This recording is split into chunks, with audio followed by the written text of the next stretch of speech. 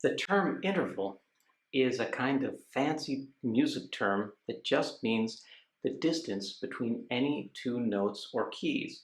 And those could be played one after the other, like this, or together, like this. And they can be close together, like this, or far apart, like this. So let's look at some of the basic intervals, and we can refer back to lesson 23 in our book for this. From C to D is called the second, just because it's two notes apart, 1, 2. From C to E, 1, 2, 3, is called the third. It's 3 notes apart. From C to F is a fourth, because it's 4 notes apart. 1, 2, 3, 4.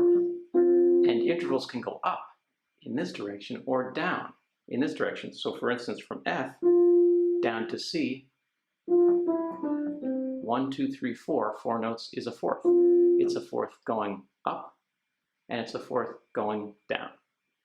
Fifth, 1, 2, 3, 4, 5. That fifth is a recognizable interval, 5 notes apart, 1, 2, 3, 4, 5. And you might hear that each interval has a certain character. Here's a sixth. That's this one. C to A, 1, 2, 3, 4, 5, 6. That's a popular television jingle outlining the sixth. Seventh, 1, 2, 3, 4, 5, 6, 7.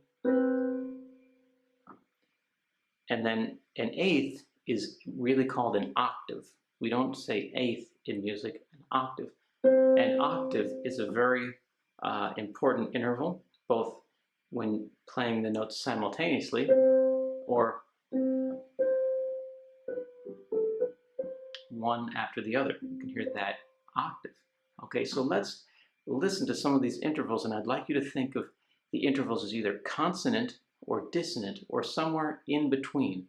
When they're dissonant, it means they're kind of spicy, like this sounding. When they're consonant, they're kind of calm sounding, for lack of a better word, like that. So here's one interval, a second. To my ears, it's a little bit dissonant, but you might think it's somewhere between consonant, which is calmer, and dissonant, which is more tense. Here's a third. Here is a fourth. What do you think, consonant or dissonant? Here's a fifth.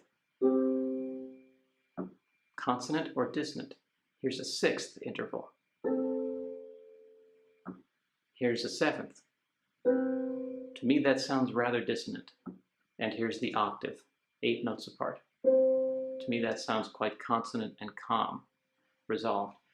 These intervals are important because with intervals, we're going to form chords, and chords are just collections of notes. We're going to learn about chords a little later in the book and in the lessons.